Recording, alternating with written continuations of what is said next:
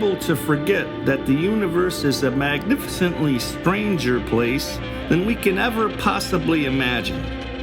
But not me. In the detective biz, I get both barrels of weirdness on a daily basis. I'm not complaining, mind you. I wouldn't have it any other way. I'm sitting in my office in the dark. It's peaceful, and I find my mind wandering, as it often does, towards the unfathomable prehistoric past.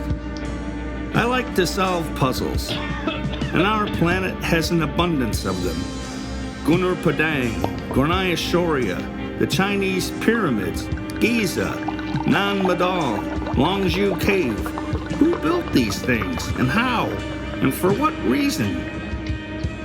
Folks back then are proving to be a lot more sophisticated than we give them credit for. With every new finding, it just produces a million other questions, and it's down the rabbit hole we go at a gut-wrenching velocity. Conventional academia has no answers. In fact, it ignores them as much as possible and does its best to suppress anyone and anything who steps outside the party line. That's where I come in, to offer up a fresh perspective. I love a good mystery, but the frequent reminders that things are more mysterious than they appear has an impact on the way one thinks after a while. At the heart of these prehistoric mysteries is the idea that they knew things that we don't, moving multi-ton megaliths with seeming ease and precision, creating structures with profound acoustic properties, mathematical concepts that were... Hey man, what are you doing sitting in the dark? Oh Lord, the beast with a million eyes wandered into my office. Who needs lights when we've got that supernova of a sport coat you're wearing, I said. I see you're feeling a little touchy, The beast replied. I must have interrupted another prehistory porn session. I let out a long sigh. Can't help it, man. Don't you ever think about that stuff? Doesn't it get under your skin? Look at you, man. You miss one nap and you get all snappish. And I didn't even poke you with a stick. The beast paused, his tone less on edge. Oh yeah, of course I do, certainly. But then the refrigerator breaks down and I'm right back to the present day. Let me make a guess why you're here, I said, not concealing my exasperation. It wasn't the interruption that was irritating, it was the fact that I had no answers for his questions. Questions about my other current problem, which was much more immediate than the distant past, although the past has a lot to do with it. Despite my best efforts, all I had to show was a big bag of doodly squat, and that was frustrating me greatly. Yeah, I know why you're here, Beast, I said. You want to know if I found anything on the big head dude, as you call him. I wish I had better news, but I've got nothing for you, brother. Well, that is disappointing. Approaching a huge bummer, in fact, said the beast. But what would you call him? Dude had a big head, man. I interrupted him. Nah, what he had was an elongated skull. The beast gave me a long look. You buy that line when the skull said he was 10,000 years old? He was more slippery than a greased weasel, I can tell you that for sure, I said. The beast was referring to a party he had last week where the skull made a play for the ridiculously valuable crystal brain that had come into the beast's possession. At the same time, an ugly giant psychic mite that was living in the basement of the bunker attacked the party. Through some miracle, we managed to avert disaster, but the skull set off an explosion and escaped in the confusion. And that's the last we saw of him. And I also don't mind telling you that I didn't dig that echoes from the ashtray number he pulled on me either, I said. Can you imagine finding yourself in a giant ashtray like a stubbed out butt? A little shiver went through me just remembering it. If it wasn't for the smoking dog, I might still be in there, man. That was not cool at all. Indeed. And I extend my deepest sympathies. said the beast as he paced back and forth. But what's called for, I think, is doing something that produces tangible results. Why not? It's been a couple of days since I've done something impossible, I replied. The beast split, and I sat there, still discomfited by the memory of being trapped in the Elongated Skull's weird psychic ashtray trap. Is it possible he's actually thousands of years old? I don't know. He sure looked like it, though, with bits flaking off of him every so often. Still, he moves awful fast. I can't say I'm looking forward to tangling with this guy, but I don't see any way around it. Well, all right, let's get this over with. I put on my coat, lit up a smoke, and went out looking for the skull. The skull was, at that very moment, ruminating over the mystery of his abnormal longevity with his giant spider. I honestly don't know what my life was like before. The last thing I remember is a bunch of Sherpas found me unconscious at the foot of Mount Kailash, the mystical mountain in Tibet. The mountain's supposed to have mysterious powers, and they say the mythical kingdom of Shambhala is hidden deep inside. I couldn't answer them when they asked how I had got there. So the Sherpas took me to the monastery and left me with the monks. Yes, even 10,000 years ago, there were monks developing science and art. This is before Buddhism, of course. I was completely comfortable for a few hundred years, learning as much as I could. But that's where the problem started, you see. After a while, the fact that I just wouldn't die became a bit awkward. And so I left and began to wander. And the world was full of wise and powerful men and women doing amazing things. I found myself in India, where they were hewing the Kailasha temple in Maharashtra out of a solid rock mountain. A beautiful place, decorated profusely with sculptures of comely women, cosmic deities, elephants, birds, lions, and on and on. I was allowed to make contributions, but my tableaus were somewhat scatological, I'm afraid. I did not spend that much time amongst them. So I went out to sea and found myself eventually in Java, Indonesia, where I met the people of the Dongsan culture and spent time with them making jewelry and weapons. I seemed to be a veritable sponge for information, quickly learning and retaining what they taught me, although the work I produced appeared somewhat twisted and perverse when compared to the natives. I was there for a considerable time, but moved on before my agelessness could cause animosity. It was around that time I began to notice profound changes to my physicality. My head started to expand and elongate. I didn't become overly concerned, as I just assumed that the skills, magic, and culture I was learning needed room to be stored in my memory. But I looked like I had boards tied around my head since I was young to create the deformity. Tying boards about one's head was actually quite popular all over the world and something of a fashion trend, usually reserved for the higher echelons of society. But instead of seeking attention in the courts and kingdoms of the world, I found myself craving isolation and solitude, which I eventually found in caves. The spider looked confused. That's right, I said caves, said the skull. Nothing suited me better than finding a dark and deserted cave and working my way as deep inside as I possibly could. I had cultivated the skill of producing light from my eyes to provide illumination.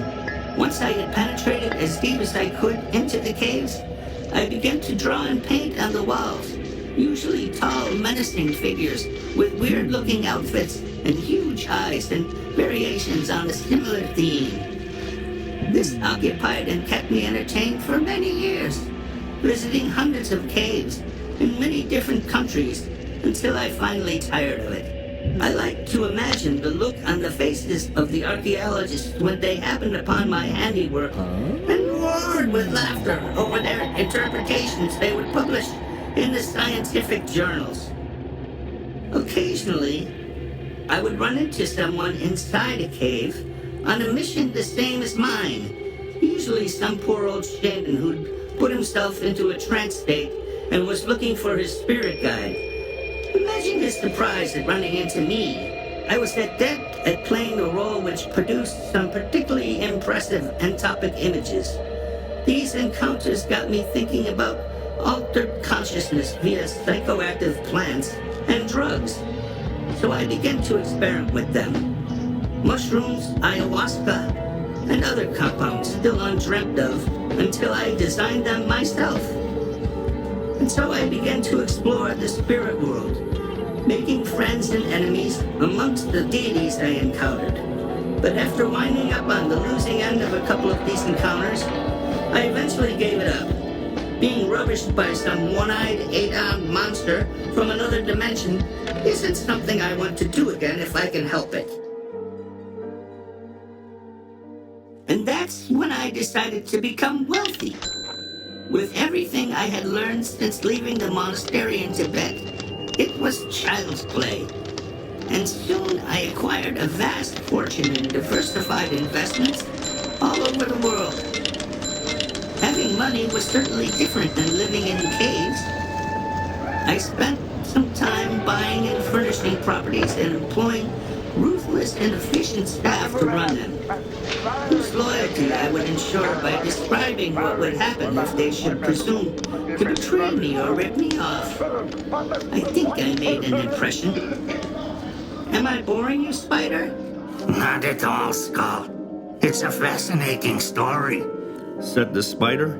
Please, do continue. Well, continued the Skull, finding myself awash in resources, I decided to build things, or at least contribute to building things. And once I started, it was bloody hard to stop. From Burma to Mexico to Peru to Japan, I left my mark from Teotihuacan to Schwegadon. But then I noticed a change creeping over me. I was losing interest in all of the things I used to enjoy. Boredom began to envelop me in an impenetrable fog, and I ground to a stop. That sounds terrible, said the Spider. So what did you do? Do? What did I do? I became a criminal, of course. I started small. Just a few tomb robberies, taking only a couple of things. Experiments, really. My enthusiasm for life returned, and I started feeling like my old self again. And then my capers became more and more grandiose. I began to believe I had found my true calling, and so then... A loud knocking came at the door. Who the bloody hell is that? Exclaimed the Skull. Door! Open! The door slowly creaked open, only to reveal me. I hope you've got an open bottle of wine somewhere. I could use a drink, I said. Ha! It's the detective! The bastard who interfered with my attempt at the crystal brain. Marvelous! I haven't been surprised like this in a long time. How did you find me? Said the Skull, laughing to himself over the novelty of the situation. That would be telling. How about that drink? Yes, of course. You've earned it, you bugger. Spider, do pour our friend a drink. And so we began to work on the open bottle of wine. So really, you have to tell me, it was my cigarette, yeah? Imported tobacco, handled only by one place in town? You recognized it by the smell and tricked the importer into giving up my location, correct? I can tell you, I'll never forget the smell of that psychedelic ashtray you stranded me in at the bunker. That's not gonna look good on your evaluation, friendo. Oh, it's nothing personal, old boy. I was just trying to keep you out of my hair while I work. Well, I gotta tell you, I've got a problem. I can't have you running all over town grabbing priceless artifacts from hither and yon just to bring them down here to collect dust in your basement. And it's quite a collection you got here already by the looks of things. Let's see, you got some meteors, a lot of Egyptian, Indian, oh wow, an Olmec head. By now we had started on another bottle of wine and it was going down quite nicely. I was fascinated by the Skull's collection, and as we wandered around the high-ceiling rooms of his hideout, I began to lose track of what I had come here for in the first place. And finally, a foo dog and a moai. I've come to the conclusion that you're richer than God, so I don't understand why you're up to your bulging eyeballs in criminal enterprise. Of course not. And I wouldn't expect you to without having the experience of being super rich yourself. But basically, after being able to buy almost anything, if you should happen to find something you want that is not for sale at any price, you simply take it. Besides, I rather enjoy stealing. It's not like I go around murdering people, you know. That's at least one bad habit I don't have. Spider, where did he go off to? I'm right here, Skull. Be a good mate and open another bottle of wine. Looking around the room, I spotted a familiar-looking chess set on a table in front of an enormous Balinese statue of some angry god. Hey, is that a Max Ernst chess set? Do you play?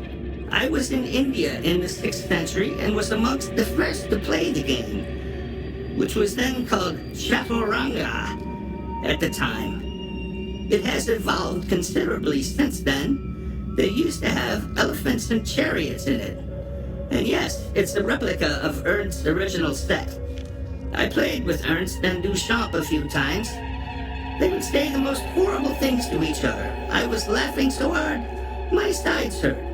Well, you'll probably make a mugwump out of me, but let's play anyway. Righto. But first we need to put some music on. How about The Rite of Spring by Stravinsky?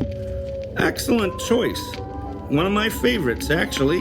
I think we're ready then. Hold my hat, Spider. With pleasure, Mr. Detective. We sat down and began the game. I won the toss and played white. As the mysterious bassoons of Stravinsky's music began swirling around us, I realized I had no idea of what I was going to do. I drank some more wine, waiting for inspiration to come to me, and wishing I had some elephants riding chariots on my side. The Skull sat on the other side of the table, not saying anything, just watching me with his beady eyes as he sipped his wine and blew smoke rings. What the hell was I thinking, even sitting down to play this guy? I probably just wanted to show him that I wasn't afraid of him, which I was, but I would never cop to it. Suddenly, the Skull stood up and said, "Where are my manners? I'd like to offer you some opium before we start. Spider, bring the pipe, please." The next thing I knew, Spider was handing me a beautiful pipe, or yen sang as they are called, and he guided it over a small lamp set on the table. I took a few puffs and sat back to gauge the effects. Now, I'm the kind of guy that enjoys a good buzz, and this was exceptional. After a while, I noticed the walls of the room had begun to undulate and melt and disappear, and I found myself under a cloudy sky, perched on a howdah on top of an elephant. An angry elephant. In fact, truth be told, an angry charging elephant.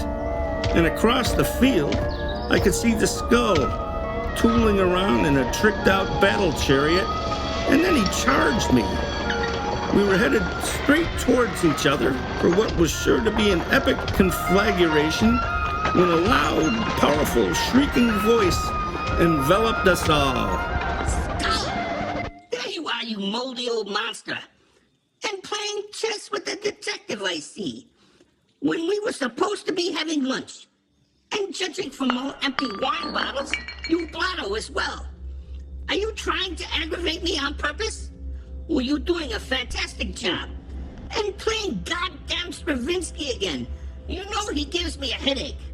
Instantly, the battlefield vanished like it was never there, and I was abruptly returned to reality, only to find myself in the path of furious vibrations of rage emanating from a young Chinese girl, hurling invective with the power of a tropical storm.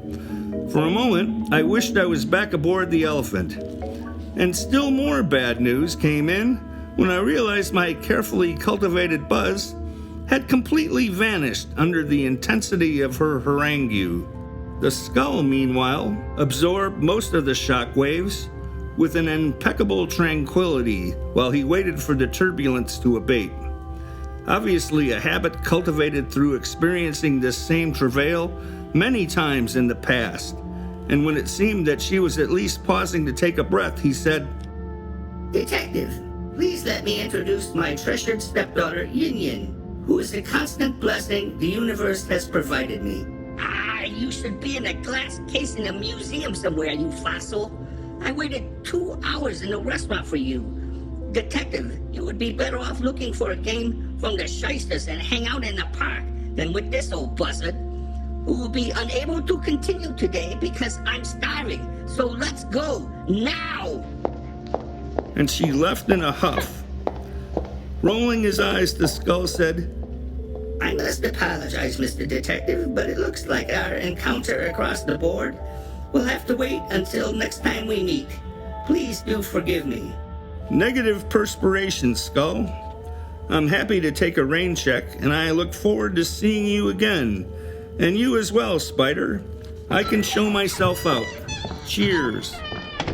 Back outside again, I marveled at how refreshing I found the sunshine. A soft breeze and the birds singing. Now that was an encounter for the ages. I decided to head over to the beast's bunker and relate as much of the afternoon as I could remember, and perhaps he could help me develop some rational conclusions about the whole thing. No shit. Was the beast's trenchant comment after I finished relating the afternoon's events. Well, what, if anything, do we do now? Are we gonna bust this guy or what? Ah, jeez. I'm not even sure if he is bustable. What can I prove? Any move I make, the guy will see me coming a million miles away. I mean, he's been at it for centuries. How do you make a dent in someone like that? Damn, dealing with the lizard was like playing with kittens compared to the skull. And I told you about how crazy that whole fandango was. Yeah, I remember. You're a weirdo magnet, man. All the strange ones seem to come your way because you know, man. You know how completely whacked the universe really is, and so that's why all these pachinko balls wind up in your slot, brother. Tell me I'm wrong. I can't refute your conclusions, Beast, but I sure wish I could. Stay in the game, dude. You'll figure something out eventually. Just plant a seed and give it room to grow. If you can sort out a giant psychic mite with an attitude problem, I think you can manage Mr. Dry Bones. And count me in for this one. Sounds like my kind of party. Well, thanks, amigo. I think I'm gonna need all the help I can get. We're going on a trip to Supernatural City, and I hope that we come back. Even though he claims he's not a killer, he's still dangerous. Who even knows what he's capable of, how strong his magic is? But you know, the thing that worries me the most is my own feelings towards him. I'm finding myself conflicted. He knows things about the past that I would dearly love to find out, and I don't think that will work if I'm trying to do what exactly? Arrest him? I'm sure he'd get a chuckle out of that. What prison could even hold him? How then could he be contained? I don't think he would find confinement tolerable, even if he decided to try it as some kind of novelty. The path ahead is a murky one, Beast. The way is not clear. You got that much right, old man, said the Beast. Here's a couple of mushrooms. I'll put on that tubed throat singing disc you like, and leave you alone for a while to figure this shit out. We really can't make a move until you do. The Beast dropped the disc, lit up some incense, turned out the lights, and left me by myself. I chewed up the shrooms and made myself comfortable in preparation for a visit to my mind. And soon enough, I found myself crawling through a twisted tangle of synapses and neurons, moving around like forests of tentacles, forming a corridor into my consciousness. A strange wind blew and howled around me as I relentlessly went deeper and deeper into the writhing depths. The vibrations of the music somehow enabling me to navigate a trail forward, as though through a forest. And eventually I came to a clearing where the wind abated somewhat, like the calm in the center of a storm. And looking up, I found my brain floating serenely above me, like an enormous leviathan in the sea. I pointed at it and shrieked, "Tell me what I really think, goddammit! I gotta know!" The glistening organ looked down at me, unspeaking, unmoving. "This is not the time to dummy up on me, man. The stakes are too high." The winds came again, stronger than before, lashing me with their fury in chunks of sticky dead cells, screaming like something out of Mussorgsky. Neurons began to flash as impulses leapt from nerve to nerve until it looked like we were swimming in a sea of stars. All I could do was get right up in my brain's face and scream, "I ain't leaving until you tell me what I need to know, so you can play mute balloon all night. I'll be there when you get tired." And just as I said this, the interhemispheric fissures split open into a vast black maw, and I plummeted deep inside my brain, cartwheeling end over end, trying to grab onto something. But with every passing second, my velocity increased until everything around me became a blur. Looking up, I saw a tiny point of light far ahead of me in the inky darkness, and I was moving towards it like some kind of fat space bullet. And the next thing I knew, the world exploded with the ferocity of the E-chord at the end of a day in the life. I must have passed out, because I woke up to find the smoking dog, the beast, face ass, and Mary, the sentient marijuana plant, standing over me looking gravely concerned. "Damn, man, you all right?" said the beast, looking at me like I was a specimen under a microscope. "Oh, hey everyone, yeah, I'm okay. I'm hoping I won't ever have to do that again. Sheesh." We heard you screaming and ran in here and found you spinning like a top. exclaimed Face Ass. That was epic. I creakily got up off the floor and stretched. I wouldn't recommend it, but I think at least I found out what I needed to know, "Fine job," said the beast. "So what's our play?" I could use a drink. What have you got laying around, beast? Sarsaparilla? Nah, I do believe I'm in the mood for an intimate relationship with some alcohol. I'll go grab some wine from the cellar. Glad you're okay, man. You sounded like someone was popping your eyes out with a screwdriver, said Face Ass. Thanks, Face. You're a champion. I eased myself down into my chair and lit up a smoke. The smoking dog was still eyeing me with suspicion, so I scratched his head for a few minutes. Relax, buddy. I'm all right. You want anything to eat? Said Mary. I could use a steak, medium rare, a few cheeseburgers, some fried chicken, an apple pie, and a few pints of ice cream, thanks. I'll make you a bologna sandwich. The smoking dog appeared to give me the stink eye. Could you make a sandwich for my buddy here also, please? He gets the steak and cheeseburgers, replied Mary as she headed towards the kitchen, leaving the beast, the smoking dog, and myself alone. Okay, fellas, here's my thinking on our next move. Obviously, working the skull will be difficult in the extreme, so I don't want to get into any heavy stuff until we have a better idea of exactly what we're dealing with. Beast, you still have that bug brain amplifier you told me about laying around anywhere? Sure. I think I can put my hands on it. Not sure if it's still functioning. Well, that's good news, 'cause look what I have here. And from my pocket, I withdrew a tiny fly. Now, this is not just any fly. This fly is part of the elite fraternity that spends its days orbiting the skull. Something just told me to grab one while I was there. Let's see what he's got to say. Nice, man. Let me go find the thing and see if it's working. The beast went into the next room, and shortly the sounds of things being moved around and the beast mumbling to himself could be heard. In a little while, Mary came back with the food. Face-Ass brought the wine, and the beast turned up with the machine. So we ate lunch, which hit the spot, and then began the arduous procedure of hooking the fly up to the machine with much cursing, and the fly frantically trying to escape. But at last, we got him properly attached, and we began the interrogation. Can you hear me, Fly? No, buzz off. What are you hassling me for? 'Cause we want to know about the skull.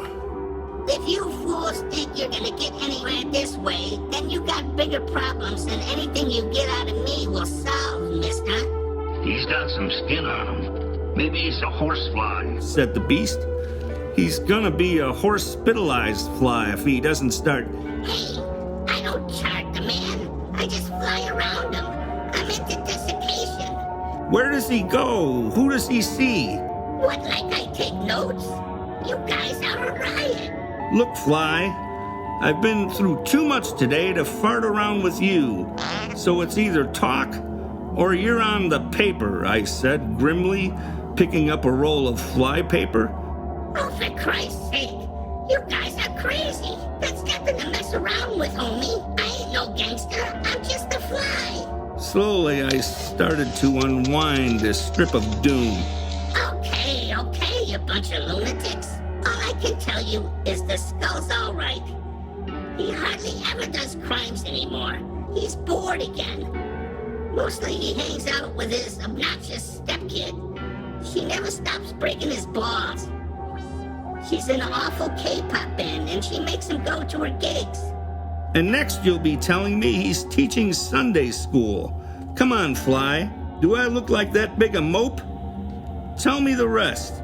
The fly looked back and forth amongst us, desperately seeking a way out. Look, man, he's gonna notice I'm gone, and if he starts asking me where I've been...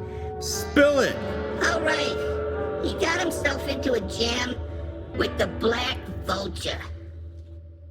And suddenly everyone froze, as if all the air had been sucked out of the room, and it went completely quiet.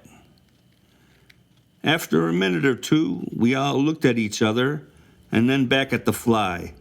Please tell me you didn't just say that, I said. You should have listened to me when I told you to mind your own business, pointed out the fly. Everyone sort of shivered simultaneously, as if strong wind from the snowy deserts of Antarctica had come howling through. Crap, I said, sighing dejectedly. Let's say one day all the malevolent, malodorous, malignant, dangerous, and evil forces in the world decided to assume a physical form. Then they would manifest themselves as him, the Black Vulture. I had only seen him once a long time ago, but it was enough to make my toes curl up inside my shoes. He was a murdering gangster, a pirate, a smuggler, and a thief. Just a nasty piece of business.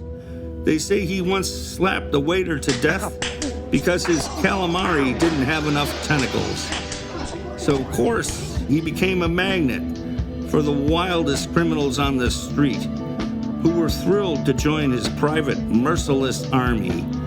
This is a guy who would freak you out if you even dreamed of messing with him. And now, yay! There he was at the top of my agenda, lit up like a giant neon sign. I want another drink, I said. And just when we thought we were going somewhere with this, murmured the beast. Oh, we're going somewhere, all right. Okay, Fly. If you don't have any more zingers for us, you can take off. Peace out, peeps, said the fly as he took off. Next time I'll see so the situation is stickier than it was an hour ago. What I said then goes triple. We need more information. So Mary, Face, Smoking Dog, you're on surveillance of the skull. Get us some data and be careful. If the vulture turns up, split, toot sweet. Anybody got any questions? Then here we go. Surveilling the skull proved to be not that difficult, as he made no effort to conceal himself, and the fly's story was right on the money, as Faceass can testify, after finding himself in an auditorium of shrieking teenagers, as the skull took in the spectacle of Yin Yin's band Red Eye doing their thing. An excruciating ordeal for the Face, being a metalhead as he is. Poor guy was a gibbering mess when he got out of there. The Smoking Dog clocked him going on his constitutional, which amounted to the skull wandering the streets for mile after mile, as though he was looking for the answer to a question that perpetually eluded him, but that he was determined to discover, no matter what. Relentlessly trekking on and on, like a comet whizzing through the solar system. There must be something unimaginable driving him across the filthy city sidewalks. And Mary found him feeding the pigeons in the park for hours. She thinks he might have injured a few by overfeeding them, but he wasn't paying any attention to what he was doing, she said. He just mechanically kept reaching into the bag and tossing out food until it was all gone. And then he just sat there, staring into space for a long time. She was pretty convinced that there was something preying on his mind and that he wouldn't snap out of it until he figured it out. It's not hard to guess what that might be either. Could be a lot of things, but I put my money on the Black Vulture. When you're dealing with a thing like that, everything else starts to fade into the background. But I still had no info on the nature of the skull and the vulture's relationship. This was a key I needed to unlock the whole mess, and without it, I had no compass. I spent a while smoking and pacing back and forth. Came up with nothing and got nowhere. So I tried sitting in a chair and smoking. Same. I thought about standing on my head and smoking, but that was too exasperated at this point to even try, and I was sure that the results would be the same. Staring at a blank wall. I wasn't the only one staring at a wall that night, as it turns out. It seems the skull found himself in an unscheduled meeting with the vulture and a couple of his droogs in an alley somewhere. And the tone was decidedly unfriendly, insalubrious, and generally grim. I'm not in the habit of having my instructions ignored, Skull, said the vulture, with a voice that sounded like breaking glass. The skull walked up to him and got right in the vulture's face, looked him in his burning black eyes and said, And since what you've asked me to do is impossible, as I have told you before, you will have to find some other way to content yourself, the situation being what it is. Unacceptable, said the vulture in almost a whisper, like the last of the air leaking out of a punctured tire. Non-compliance will most assuredly have unfortunate consequences. Threats? Threats? I've been threatened by demons, dragons, gargoyles, gangsters, mobs, monsters, and ill-tempered landladies in my time, and I would ask you, where are they now? The skull made a show of looking around, patting his sport coat, looking in his pockets, etc. Oh, I know. They're all gone. The vulture rose up to his true height and looked down at the skull. I can assure you I'm a much more serious problem than a pissed-off landlord. And do you know why they're all gone, Vulture? Because I'm not having it. Suddenly, there was a massive explosion, sending fire, smoke, and debris into the midst of the vulture and his goons. They were unharmed, but when the smoke cleared and they looked around, The skull was gone, I hate it when he does that. said the vulture, doing a slow burn. Rhino, get some more guys and go grab his stepdaughter and his spider. We'll see who's having what. Try it up, old bugger. Rhino gave a grunt and lumbered off to wreak havoc on the skull's family. Meanwhile, Yin Yin and Spider were beating feet down the alley behind the skull's hideout. Where the hell are we going, Spider? I got goddamn band practice. It's most unfortunate that you or your band will be unable to make beautiful music to float through the air and bless us all this afternoon, Yin Yin. But I'm afraid if we don't get out of the city and find some place to hide, like your father said when he called me, we'll be confronted with a situation that is abhorrent in the extreme. Oh my God! What has he done? And who's looking for us this time? Would it make an impression on you if I said the Black Vault? Spider was interrupted when Rhino, his favorite pursuit monster, and a bunch of other seedy-looking guys popped out from behind a corner and cut them off. Was about all they had time to say before they were scooped up and carried away, only to have the skull turn up a few minutes after the fact. I can smell traces of some kind of monster. And what's this? He bent over and picked up a phone from the ground. Oh, great exploding bollocks! Yin Yin's phone. Vulture, you bastard! Right. Well, you've stepped over the line this time, my unsavory friend. You will be dealt with harshly, mark my words. Just wait until I get my hands on your scrawny neck. I'll make your eyes pop out of your head, and they'll go rolling around on the ground, and then you'll be trying to pick them up. The skull went on in this vein for some time, walking down the alley towards an uncertain future, while the evening came on and it grew dark all around him.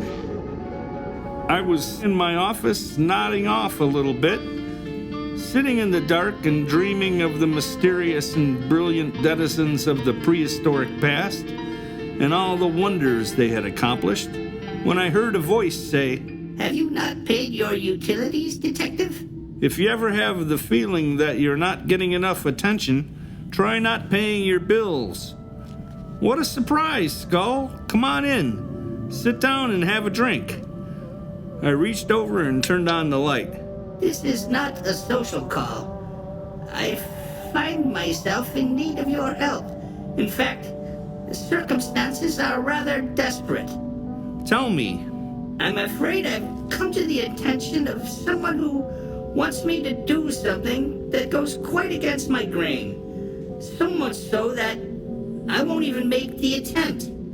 The problem is, this person has the power to do me great injury, and I don't think I'll be able to handle him by myself. And what exactly is it the Black Vulture wants you to do? The skull paused for a beat. I see that you're very well informed, detective. Is that what you learned by having me followed? Now it was my turn to pause. No offense, but one should never make decisions without as much data as possible. None taken. But things have spun rather tragically out of my control. The vulture has taken Yin Yin and my spider. Holy crap! That's a 4-alarm job for sure. But what is it that Black Buzzard wants you to do that's so onerous? The skull looked down disgustedly at the floor. He wants me to make him immortal. Ah, jeez. Why don't we have that drink and figure out what our next move is? Get out of my face, you big overgrown chicken! I'll cripple you! Yin Yin was on a little couch in front of the fire in the vulture's living room, blind with fury as he tried to persuade her to get the skull to do his bidding. My father will nail your ass when he gets here. She yelled at the top of her voice. Aren't you the ferocious one? You better get a lot friendlier pretty quick if you don't want to wind up in the fireplace, little skag. You wouldn't be the first one. said the vulture, giving her his evilest look. Oh my God, your breath smells like you've been eating turds. And where's Spider? Spider's not going to come and help you, Pop Star. You're going to talk to the Skull and get him to do the thing for me if you want to see your arachnid again. Forget that noise, chicken. I'll be here in your gnarly birdcage for a while. Got any magazines? I'm sure I can find ways to keep you entertained, you snotty brat, but you won't like them. Whatever. Maybe you're gonna bore me to death before anything else, said Yin Yin, rolling her eyes. I think we need to soften you up some, music lover. Rhino, take this screaming mess and throw her in with the Spider. Then put on some Wagner operas and turn it up loud. Real loud. Rhino gave a grunt and walked over and snatched Yin Yin up, tossed her over his shoulder, and dragged her off to the dungeon as her screams ripped through the air. Nobody calls me a chicken, brooded the vulture, savoring the idea of Yin Yin enjoying the ring cycle at 11. I knew we were going to need some more muscle for this job, so I made a few calls and enlisted the monkey with the 45 and Mr. Smash. So with Mary, Face Ass, and the smoking dog, we became the Exceptional 8. An exceptional, brilliant, and above average we would need to be, too, if we were going to come out of this without getting mangled severely. We met in a field outside of town, just to be sure that none of the eyes the vulture had everywhere would spot us. Introductions were made as the wind tore through and blew dust on us, and then it was time to get down to business. I would just like to say thank you for this golden opportunity to do violence to some morons, which I so dearly love to do, said Mr. Smash, who did indeed love nothing better than putting a hurt on unwary criminals, with the exception of playing his harmonica. I second that emotion, said the monkey. I'd rather dance, but I'll kick some ribs if that's what's on the menu. Glad to have you guys aboard, but this is gonna be scary. The vulture is about as nasty as they come, I said, and we're not even sure what we're up against.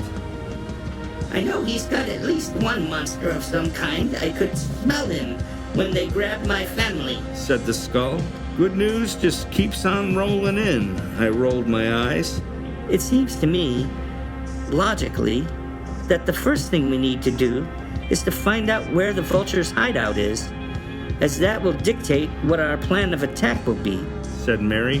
Let your plans be dark and impenetrable as night, and when you move, fall like a thunderbolt.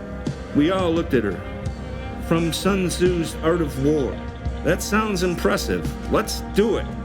This resulted in a long discussion with everyone talking at the same time about how best to be impenetrable and to do thunderbolt falling when the beast spoke up.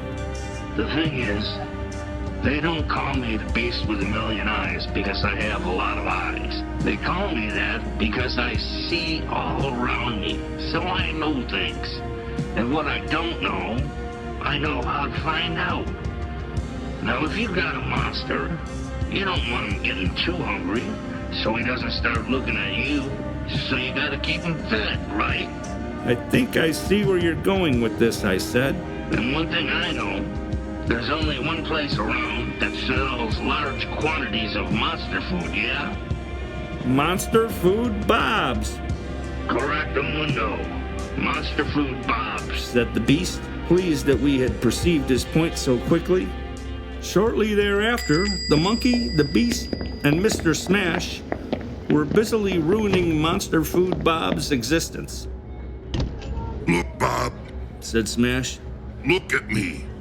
Do I look like I'm getting ready to play my harmonica? What the hell are you talking? I said, do I look like I'm getting ready to play my harmonica? What? Well, that's not good, because there's only two things I like to do. Play my harmonica and bash people's brains out. And if I'm not gonna play my harmonica, then... Suppose you just tell us what we want to know, Bob. so we can split and make it home in time for the midnight movie, said the beast. That don't sound so good for me. If he finds out, I... Well, Robert, bad things are going to happen to you, but it's up to you to decide if it's going to be now or later, said the monkey. And we're all in a bit of a rush, I'm afraid. So if you want to wake up tomorrow with yourself, your store, your warehouse intact, then I would suggest that you... All right already, I'll tell ya. And soon we found ourselves a distance away from the vulture's place, but close enough to try to intuit his defenses. They proved formidable indeed. The edifice was surrounded by huge termite mounds, and they were accessorized with giant termites, sporting very efficient-looking horns.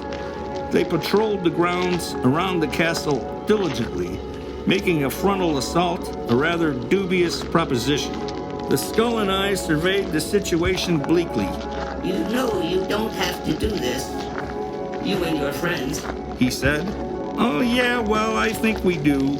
We make a habit to take out assholes when we find them. I don't have the words to express my thanks. Yin Yin and my spider are all I have. The others joined us, just as I was saying. Let's concentrate our efforts in figuring out a way to get through the termites and inside without getting chewed up. I'm not afraid of any oversized insects. Let me bust some heads, insisted Mr. Smash. I don't think so, Smash. There's too many of them, and they're too big, I said. Well, then let's roast some marshmallows while we waste time. This isn't a deal where you can just charge in and hope for the best, you know, pointed out the beast. I know how we can get in, said Mary. We clammed up and stared at her in amazement, our jaws hanging open. Yeah, it's easily done. I used to spend a lot of time in this valley, way before the Vulture and his crew moved in. And there just so happens to be a rather ancient tunnel going right under the castle. Well, damn. Attack him where he is unprepared. Appear where you are not expected. More Sun Tzu. Of course you realize this means war. Bugs Bunny. Come on, let's go find that tunnel. And shortly, we were inside the tunnel, slowly working our way towards the castle under the infestation of termites. Mr. Smash used to light cast from the protuberance that came out of his helmet, and the Skull used his illuminated eyeball trick from his old caving days so we could see where we were going. The path went deeper and deeper underground, and we were forced to clear roots and undergrowth as we moved forward. It's a good thing there's so much junk in our way. That means it's a good indication that the Vulture might not even be aware of this cave. Because if he is, we're going to be walking straight into whatever he has guarding it, and I don't really even want to think about it, but holy crap, look out! I screamed. A gigantic and angry-looking creature loomed up out of the gloom directly in front of us. Relax, man. It's just a fossil, laughed the beast. Good eyes, beast, I acknowledged. Except no substitutes, said the beast. Man, that is one ugly fish bird thing. Let's get out of here. Have you no appreciation for the megafauna of previous centuries, Detective? Just be glad we missed its heyday by millions of years, said the Skull. I am rejoicing with an almost religious fervor. Are we there yet, Mary? I asked. In a little while. Just enjoy the horror show on the way. And sure enough, there was a veritable cornucopia of deceased and fossilized creatures sticking out of the walls all around us, making one ponder what kind of insalubrious event had taken out so many of them at the same time. The path twisted and turned, and the walls grew closer together the further we went. Be careful as you go. There's a lot of loose rocks underfoot. It would be a real drag for anyone to break anything during this party, said Mary. And in just a little while, we came to what looked like a door, possibly leading us up inside the castle. The only problem was that there was an absolutely gigantic boulder blocking the passage. Crap. No wonder the Vulture didn't put a guard down here.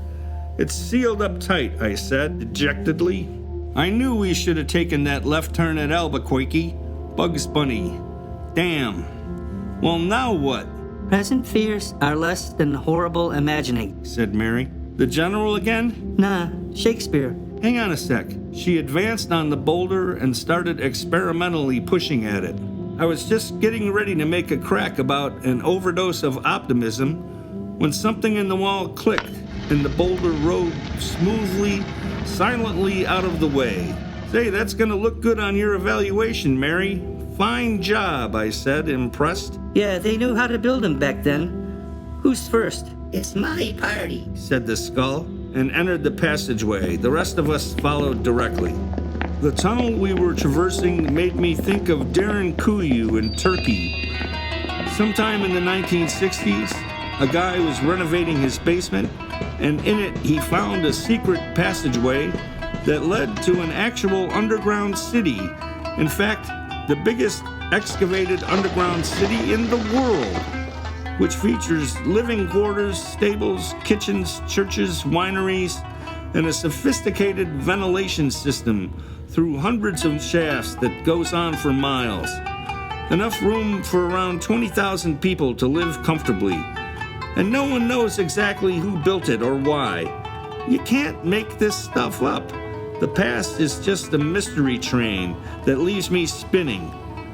What were they afraid of? What were they hiding from? I found myself slipping back into my endless spiral of obsession with the hundreds of unexplainable enigmas from the past. I made a Herculean effort to snap out of it, get my head out of my ass and back into the game. We were walking straight into a black hole of doom, and my daydreaming will just have to wait until I'm safely back in my office, sitting in the dark, and letting the squirrels run through my mind. Are we there yet? Shut up. Geez, we can't take you anywhere, Shh. I hear something. said the skull. After a while, we started to detect the sound of wailing orchestral music, with people shrieking at each other in a foreign language. What the hell is that? I'm doubting my senses, but it sounds like Wagner. Siegfried, I think, from the Ring Cycle. Said the skull. Dummy up, everybody. We're getting close. Not that they could hear us over all this racket. We continued on our way. Eventually, we came to a hallway of finished stonework. Music was deafening at this point. We were moving in a single file line when suddenly the skull waved us to a stop.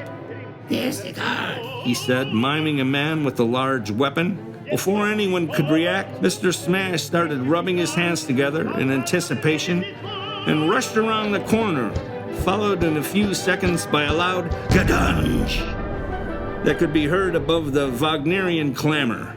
We came around the corner to find Smash standing over the supine form of the guard, and right behind him was a door from which it seemed the music was emanating. Do the honors, Smash, I yelled. In seconds, we were entering the chamber through what remained of the door to find Yin and the spider curled up in a ball. Their eyes were rolled back into their heads, and they were drooling uncontrollably. Mary knelt down quickly and examined them both. They're okay. Just ultra-Wagnerized, she called out to us. Mr. Smash kicked the speakers to pieces, and the orchestral extremes of Teutonic gods came to a sudden end. So abruptly did the silence descend on us that we took a moment to listen to the sound of the crickets. That was when I noticed the skull was almost vibrating with his need for vengeance. You okay? I asked him. He looked at me with eyes that were even more bugged out than usual. I am known all around the world. From the Oblast to the Levant to the Altiplano, they speak of me in furtive whispers, because it is common knowledge the fate that awaits any fool who dares to go against me.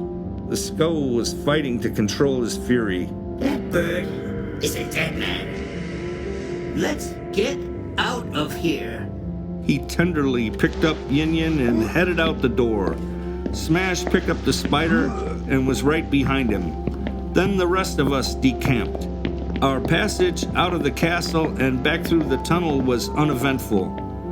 By the time we arrived at the Skull's redoubt, Yin and the Spider had begun to show some improvement, although Spider was mumbling in German, a language he had never previously spoken. Keep them in a well-lit room with either silence or ambient music. They'll come out of it eventually, said Mary. Once we had them settled comfortably, the rest of us popped open some wine and tried to wind ourselves down. I want to thank everyone for the fantastic job you did, especially Mary, I said. That came off way better than we had any business to expect. I'm only sorry we couldn't be there to see the look on the Vulture's face when he finds out what happened. That's as sweet as rhubarb and custard, that is, said the monkey.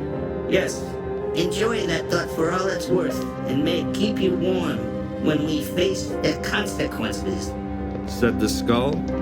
He's going to come back at us hard, and we need to be ready for it. Skull, the fact that you're a buzzkill doesn't mean that you're wrong, I said. You got any defensive measures built into this place? The Skull was incredulous. Defense? I think we should attack that wretched bird with everything we have. We should kill him a few times, and then scoop up what's left and throw him off the roof of his castle, said the Skull, pacing and audibly grinding the end of his cigarette holder. He stopped and gave me a look from 1,000 miles away. Maybe once or twice. Then we should get some bulldozers and turn the whole place into a parking lot. Glad to hear you're taking a rational approach to the problem, I said. Anybody else have any ideas? Well, it's not exactly an offensive move, but the smoking dog took a dump in the room where they were holding Yin and the Spider, said Mary. Good dog, everyone said, laughing. Meanwhile, the Black Vulture's reaction to their action was everything they hoped it would be and more. He spent the first 10 minutes in paroxysms of rage, shrieking his frustrations out at his brothers flying overhead. Slowly, he regained control of himself, like cooling lava. But it was clear there was still molten fire burning inside him. You could see it in his eyes. How did they get into the building? He said in a voice that cut through the air like a knife. His minions cowered and wept and pissed themselves with fear, pushing the weakest one in front of them. Apparently, there's a tunnel under the building that we didn't know about, sir, he croaked. So what you're telling me is they waltzed in here, grabbed my prizes, defecated in my dungeon, and then sashayed happily away right under our noses? Said the Vulture in a voice that could just barely be kept from a scream. The first speaker had fainted right after answering the question, and so the rest just quivered and moaned in a big pile. I find myself particularly annoyed at this development, as I had been led to believe that this redoubt was impervious to penetration by all and sundry, only to find that it's really as accessible as a city park. The Vulture paused to choke back the fury that almost overtook him again. I haven't decided how many of you I'm going to kill for this, but you'll be the first to know when I do. Now go and destroy that tunnel. And if anything even remotely resembling this ever happens again, let's just say you'd all be better off contracting some hideous, painful, fatal diseases. Now get out of my sight. His gang started to move towards the door in a soggy mass. Ow!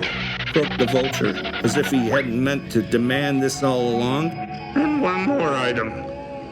Release the murdering man. You already know what to tell him. Upon hearing this, the men frantically looked at each other, vigorously shaking their heads as if trying to empty them of the order they had just received. The Vulture looked at them in disgust. Go. Now.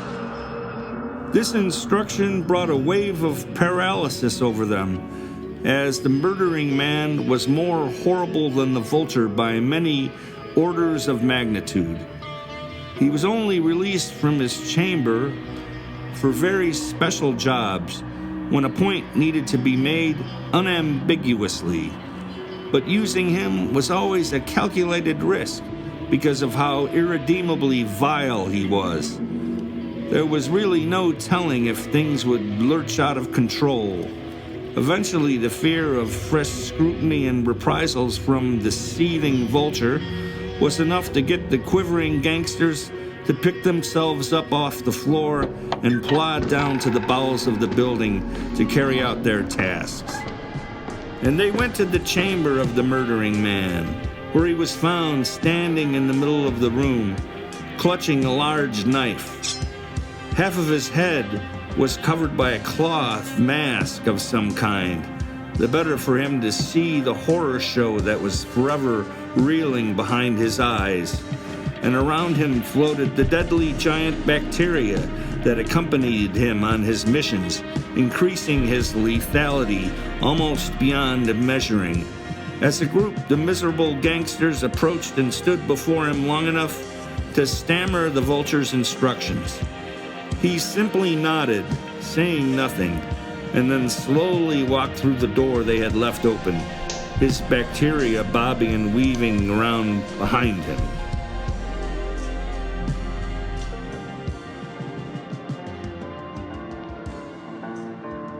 I am verklempt, said the spider. Thank you all so much for what you did. That was terribly courageous. He was on his feet again, slowly getting back to normal. I could use a glass of wine, please.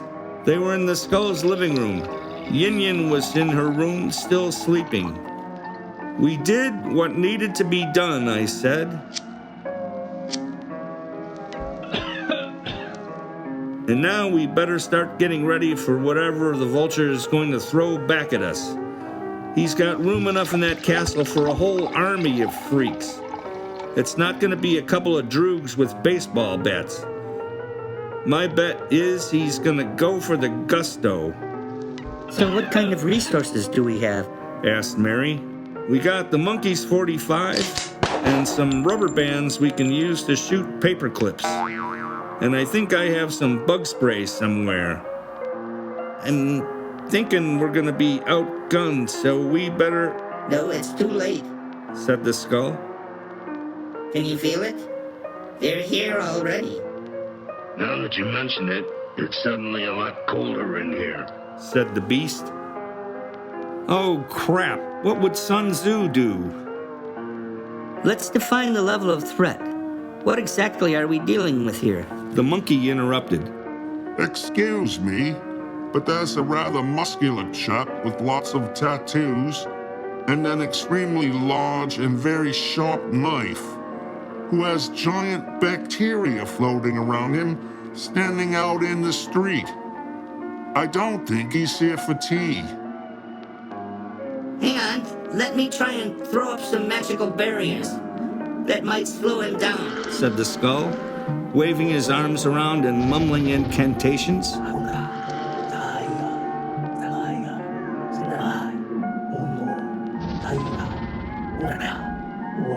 But he immediately fell to his knees and started cursing. Christ! He's shredding them like they were made of soggy paper. How about some wind spells then?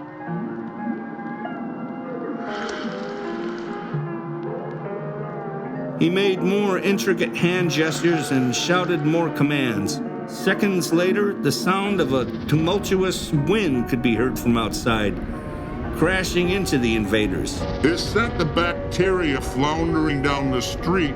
Said the monkey, looking out the front door window.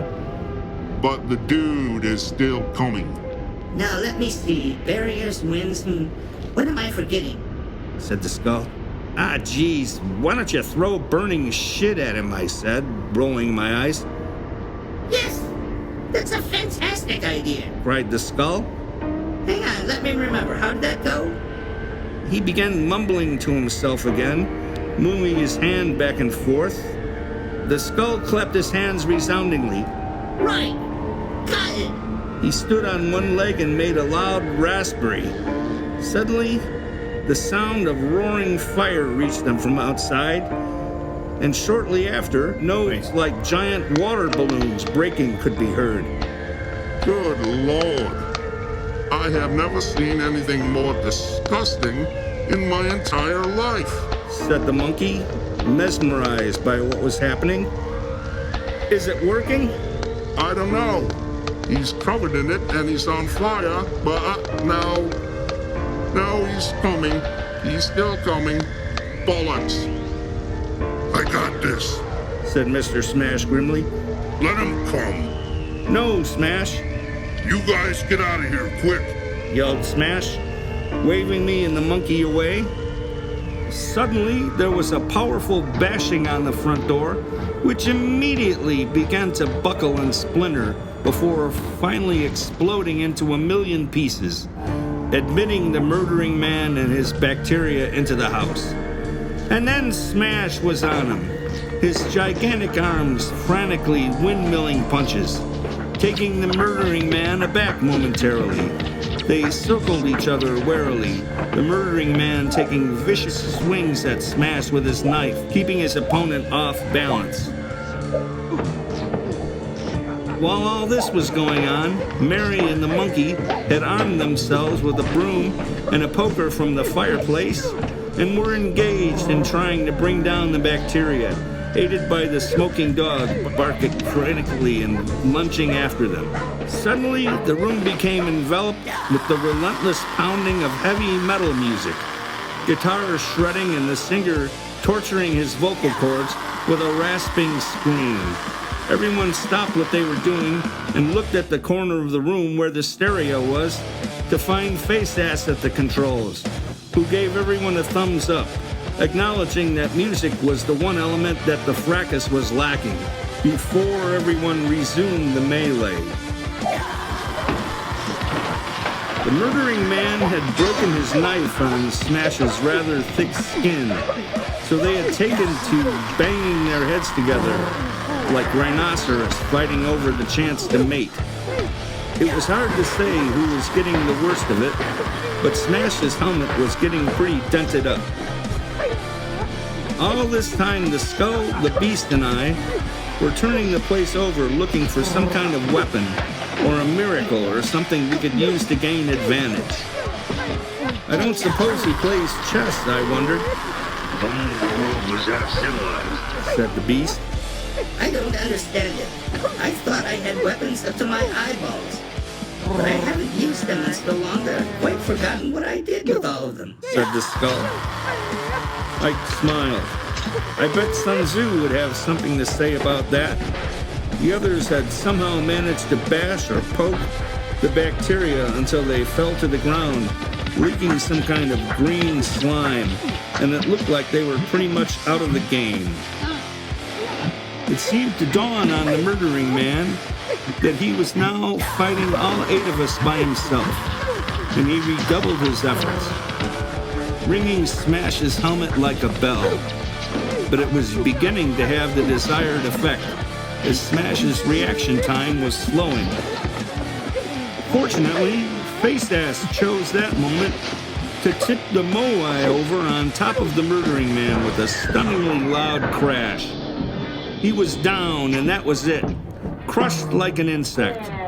Right at that moment, the music ended, and we were left standing there, staring at each other in the ruin of the Skull's living room. "Fine job, Face," I said, once I had finished processing what had happened. Right on! Don't mess with metal! Exclaimed Face, pumping his fist in the air.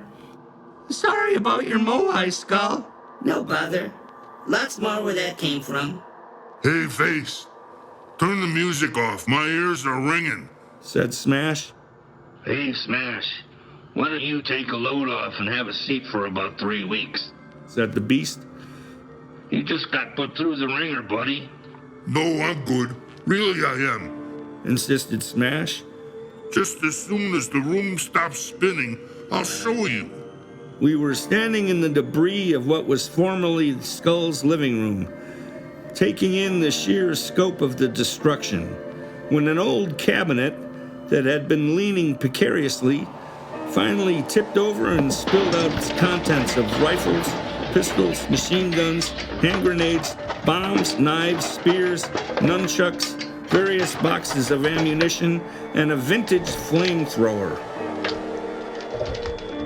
Well, I knew I had it somewhere. Said the skull, shaking a finger in the air. That was driving me crazy. Why don't we have a drink? I think that would be a lovely way for me to prolong having to think about putting this place back together.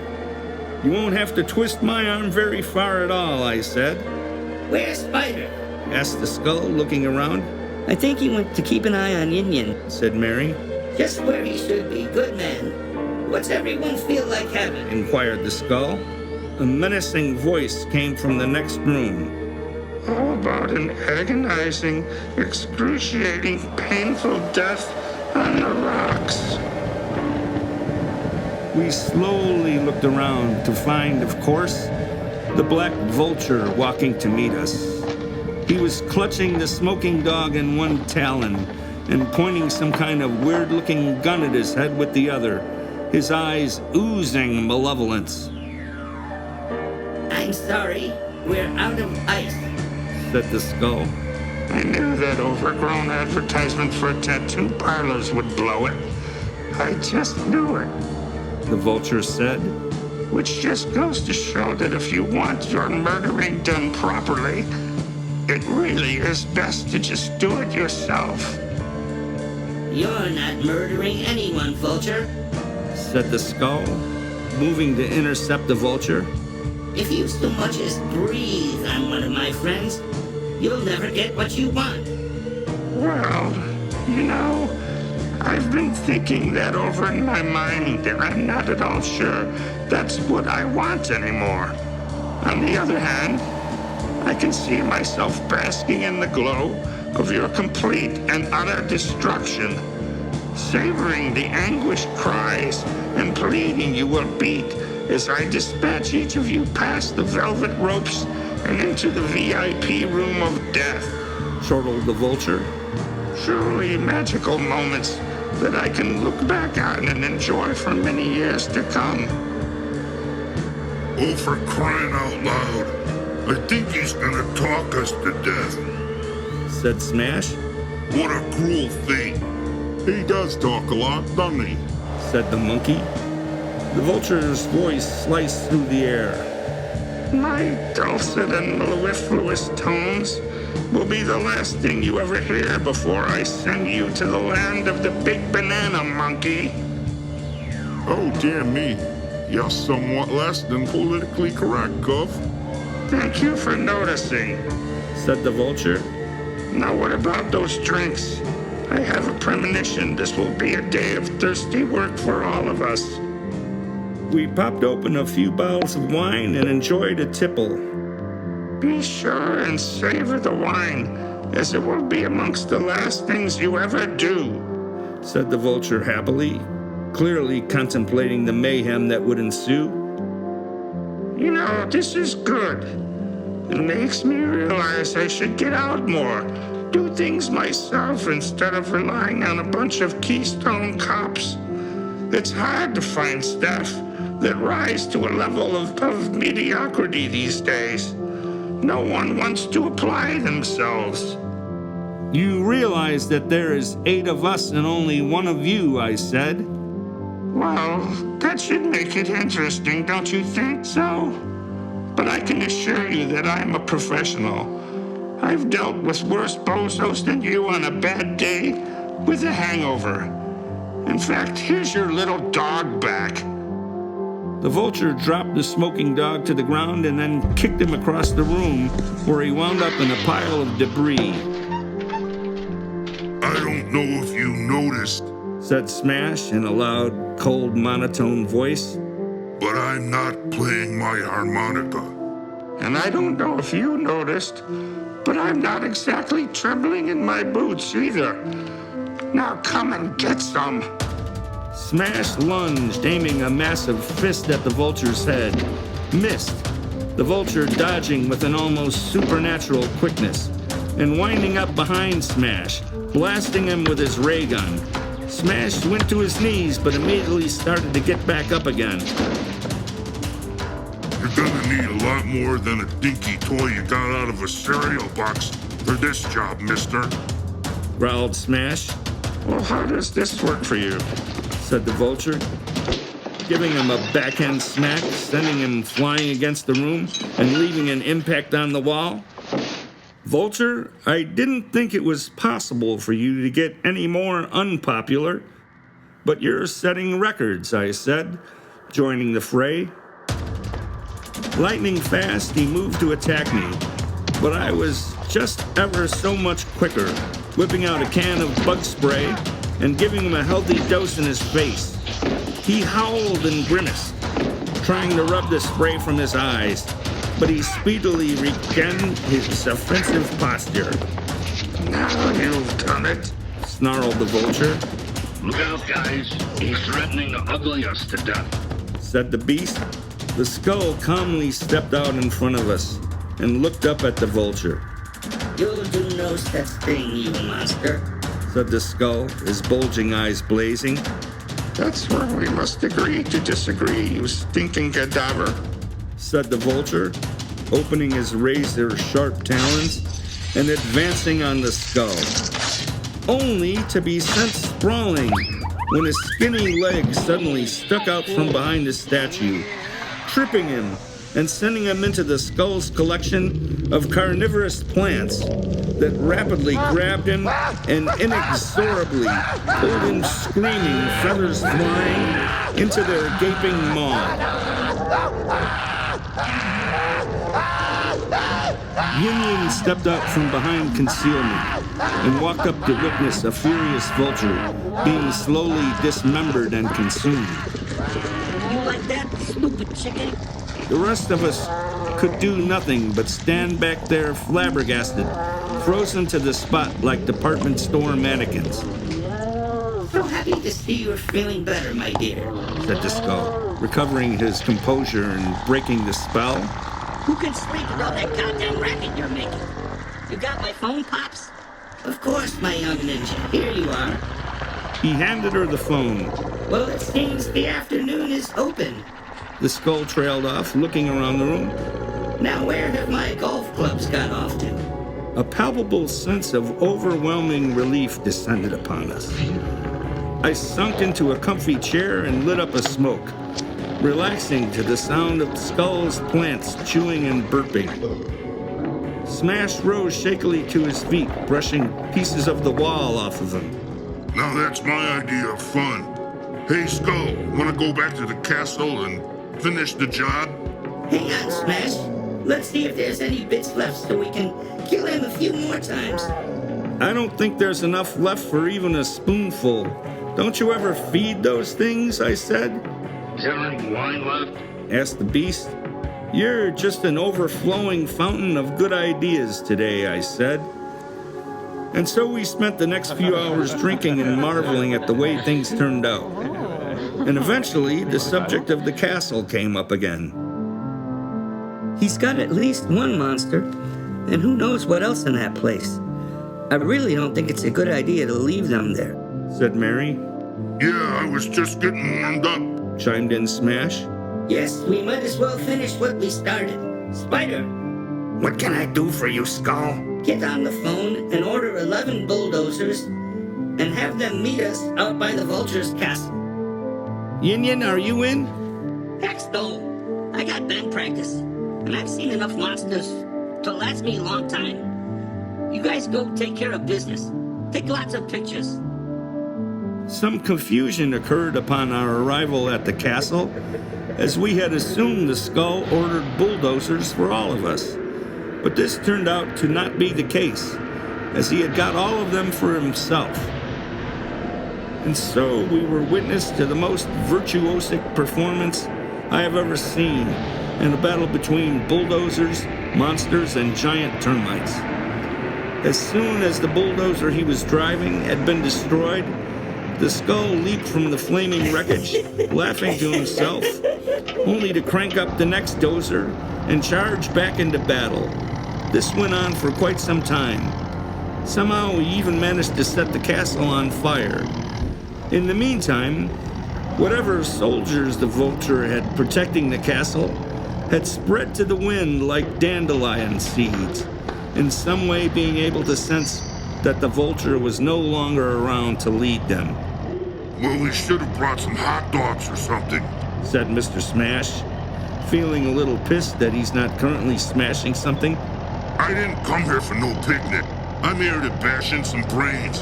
And that's what I'm gonna do before there's no more brains left to bash. And with that, Smash leapt down into the valley to assault monsters or termites or whatever else was roaming around before the skull had finished the job. No novel, film, or comic book could ever approach the spectacle that occurred on that day, and it's a shame none of us thought to take photographs. And even if we had taken photos, no one would have believed us anyway.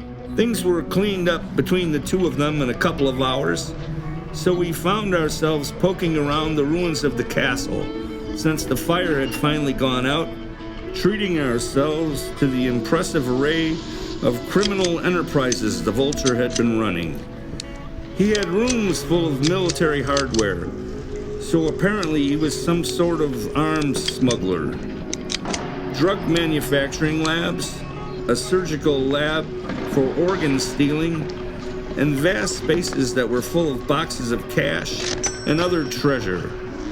Although these had been broken into by the remaining staff for a severance pay to help them transition to a new career. And then we uncovered a secret monster-making facility which still looked new and pristine, as if it had not even been much use yet. But the implications were unambiguously clear. I was horrified. Sheesh. We should have put the brakes on this guy a long time ago. You're not wrong, man, said the beast. Think we did some good today. My stomach feels funny. Oh, wait. It's because I'm not putting any wine into it, I said. Let's get out of here. We found ourselves at the beast's bunker, listening to some miles and having drinks. I can't recall ever having seen a more impressive display of bulldozering, Skull. The skull beamed with pride. I was sort of in the moment, wasn't I? Sometimes the skills just seem to materialize when you need them. Certainly more effective than elephants and chariots, I would think. But I am so grateful to all of you, who behaved so magnificently. It was truly a fantastic display of bravery. Thank you from the bottom of my dusty heart. I gave the skull a nod and a wink. Hey, it's not every day you get to help a 10,000-year-old guy out of a jam. Mary, didn't the general say the victorious warriors ensure the conditions for success before engaging in battle? Asked the skull. And didn't Bugs Bunny say, I'll be scared later. Right now I'm too mad. Mary said right back. Kind of poignant, really. I feel like dancing, said the monkey. Say, where's your lovely friend Miss Trackshoe these days? I wish I could answer your questions, monkey, but no one has seen her for months, I said sadly. Really? What a pity. She's such a wonderful dancer. And wonderful in many other ways as well. I miss her terribly, but she seems to have moved on to other things. Maybe she'll come around again sometime. You like dancing, don't you, Mary? Yes, I do, especially with monkeys. So we all began to dance, nicely lubricated as we were, and it seemed right and correct. It felt like a victory dance over the powerful forces of evil and malevolence that we had dispatched that very day, and we felt good, all the way up until I saw a chessboard sitting at a table in the corner. Hey, Skull, the beast has a board, man. Let's play that game, I exclaimed. Jolly good, Detective. Spider, the yen sang, please. We sat down round the chessboard. After a few puffs, I was astride my elephant, and the skull was careening towards me in his chariot. Actually, a flaming chariot this time. And honestly, I don't remember much of the details after that. I know I lost most of the games, but I think I acquitted myself adequately. We were in our own private world, and our spectators drifted off fairly quickly. Eventually, we looked up to find the party was still going, but in a much more mellow mood, with everyone sort of melting into the furniture. The music had switched to ambient, and we sat in the hush and quiet and thought about the adventure we had just been on and what sort of impact it would have on our lives in the future. And it was a question that should be asked. Before now, I had never even considered going after people like the Vulture. I just didn't think I was at that level. But the events of the last few days had raised the possibility of new frontiers to explore, particularly if I could keep the band together. Some food for thought. Finally, the beast got up and said, Well, my friends, I hear my jacuzzi calling me, so I'm gonna disappear and get some rest. Getting too old for this kind of crap. Y'all feel free to stay for hours or years, whatever works for you. Ask Face or Mary for anything you might need. This place has it all. So enjoy, and I'll see you at some point in whatever kind of future we find ourselves in. Later. We said goodbye, and there was much hugging, and we watched the beast walk off to his private sanctum to start to restore himself for whatever madness and absurdity would follow. And things started to break up for the rest of us, too. I'm heading out as well. I'm starting my new job as a librarian in a few days, and I have to get ready, said Mary. Alrighty then, sounds like the perfect job for you, I said. Oh yeah, I get to teach cats to read. The future is rosy. And slowly, one unit at a time, the exceptional 8 disassembled itself until the next time it was needed. At last, it was just the skull and I standing on the street outside the beast, enjoying a smoke, watching the wind in the upper atmosphere blowing the clouds across the sky. You hungry, I said? Yeah, I could eat. Replied the skull. Fantastic. Come on, I know a great place. And so off we went to grab some chow and have a proper chin wag.